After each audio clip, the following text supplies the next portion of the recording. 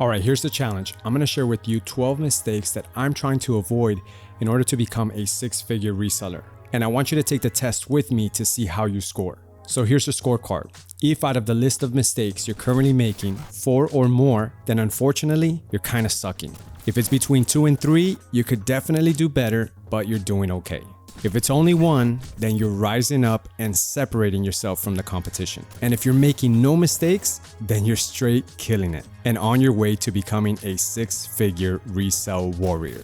Now, I'm going to share with you why it's important to avoid these mistakes, but at the very end, I want you to comment your score below and let me know what it is exactly that you're going to work on improving next. Let's jump right in. Mistake number 1, not double checking your receipts and items. When you're at the thrift stores and you're at the bins, you know that they're manually entering the price and the discount, so it's easier for them to make a mistake. There was one time where they didn't charge me for an item. There was another time where they gave me a discount when the item didn't have a discount. And there was another time where the lady was bagging my items and she left the bag on the floor. After she gave me the receipt, I had to remind her that she left the bag on the floor.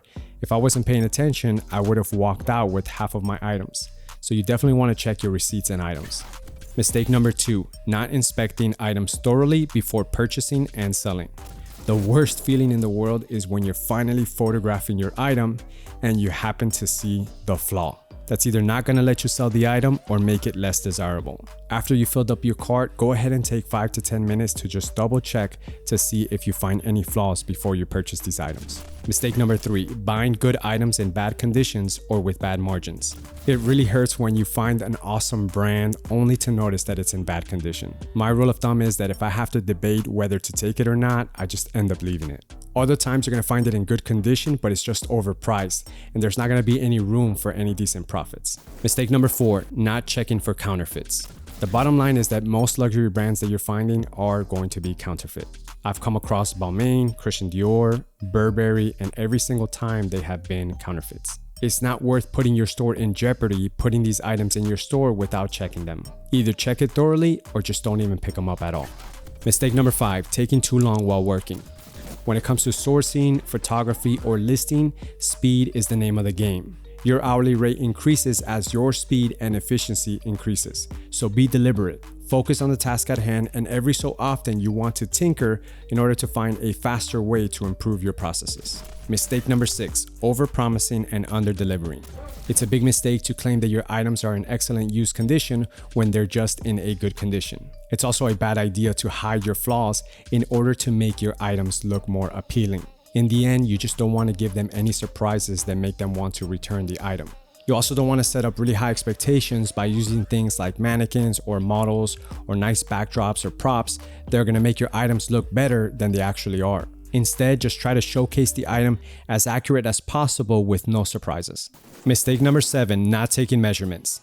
Sizes vary from brand to brand, so a large in one brand may fit like a medium in another brand. To make it even worse, you have classic fit, relaxed fit, slim fit, athletic fit. So it makes it really hard to know exactly how the item is going to fit. So taking measurements in essence is going to cover your butt because it's going to show a more accurate measurement of the item. Mistake number 8, not having a solid inventory system in place. If you don't have one, it's going to slow you down and increase the chances of you losing an item. It doesn't take much to create a simple number-based system using shelves where you can find an item super fast. Mistake number 9, not having an efficient photography process. You want to avoid a setup that you have to set up every single time. You want to have a permanent setup to create the least amount of friction and to build a photography process on top of. Mistake number 10, not doing your research. Every week you want to be learning new brands and paying attention to what sizes, colors, nuances, materials, prints, and versions that are actually selling right now.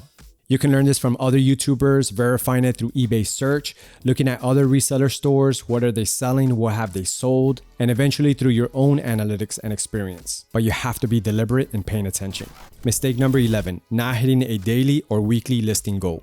If you want to succeed at reselling, you have to treat this like a business and create predictability. You do this by hitting a daily or weekly metric like a listing goal. Also, listing daily is going to favor the algorithm. The more positive activity you have, the more you're going to show up in search. Mistake number 12, you're overcomplicating it. Reselling success is about creating processes for every part of your business and then refining it as you go. Once everything is in place, it's just about putting in the reps. So put in your sourcing reps, your listing reps, your shipping reps, your photographing reps. And speaking of photographing, if you want to learn how to get the best photos for eBay to make more sales and have less returns, then check this video out. But don't forget to let us know how you scored down below.